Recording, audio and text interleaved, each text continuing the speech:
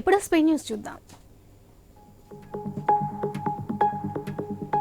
అర్హులైన రైతులందరికీ 2 లక్షల రుణమాఫీ చేయాలని కల్వకుర్తి రైతు జేఏసీ ఆధ్వర్యంలో ఆర్టీఓ కార్యాలయం ముందు రైతులు ధర్నా చేపట్టారు. ఇక కల్వకుర్తి మార్కెట్ యార్డ్ నుంచి ఆర్టీఓ కార్యాలయం వరకు ప్రభుత్వానికి వ్యతిరేకంగా నినాదాలు చేస్తూ భారీ ర్యాలీ తీశారు. అనంతరం ఆర్టీఓకు పలు డిమాండ్లతో కూడిన వినతిపత్రం అందించారు.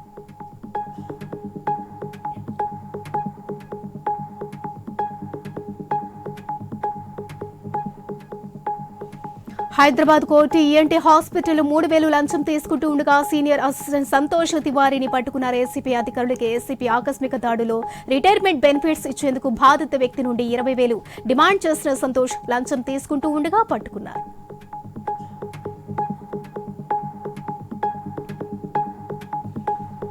మన్యం జిల్లా ఆడలి వ్యూ పాయింట్ దగ్గర రోడ్డు ప్రమాదంలో గాయపడి పాలకొండ ఏరియా ఆసుపత్రిలో చికిత్స పొందుతున్న క్షతగాత్రులను రాష్ట్ర ST commission chairman DVC Shankar Rao, Palakonda మాజీ ఎమ్మెల్యే కళావతి పరామర్శించారు. ఇక క్షతగాత్రులకు మెరుగైన వైద్యం అందించాలని వైద్యులకు సూచించారు.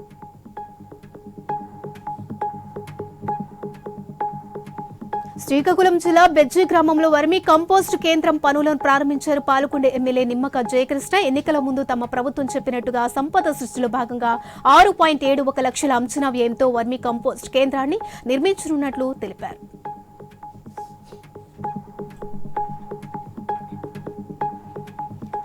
భద్రాద్రి కొత్తగూడెం జిల్లా అనంతరంలో ఇటీవల కిడ్నీ వ్యాధితో కారణంగా వరుస మరణాలు సంభవిస్తున్న తరుణంలో ఖమ్మంకు చెందిన ప్రైవేట్ ఆసుపత్రి ఆధ్వర్యంలో గ్రామంలో ఉచిత హెల్త్ క్యాంప్ ఏర్పాటు చేశారు. కిడ్నీ వ్యాధి ఎందుకు వస్తుంది అనేక కోణంలో అందరికీ స్క్రీనింగ్ టెస్ట్ చేశారు. ఇక సమస్యను గుర్తించి సాధ్యమైనంత వరకు వైద్యం సాయం అందిస్తామని వైద్య బృందం తెలిపింది.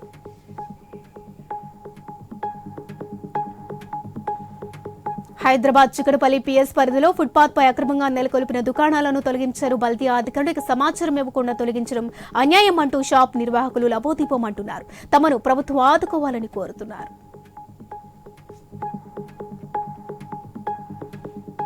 హిందూపురం ఎమ్మెల్యే నందమూరి బాలకృష్ణపై వైసీపీ ఇన్ఛార్జ్ దీపిక వ్యాఖ్యలను ఖండించారు. టీడీపీ నేతలు ముందు వైసీపీలో అంతర్గత కలహాలు లేకుండా చూసుకోవాలన్నారు. ఇక బాలకృష్ణ ఎక్కడ ఉన్నా నియోజకవర్గ అభివృద్ధికి కృషి చేస్తారని చెప్పుకొచ్చారు.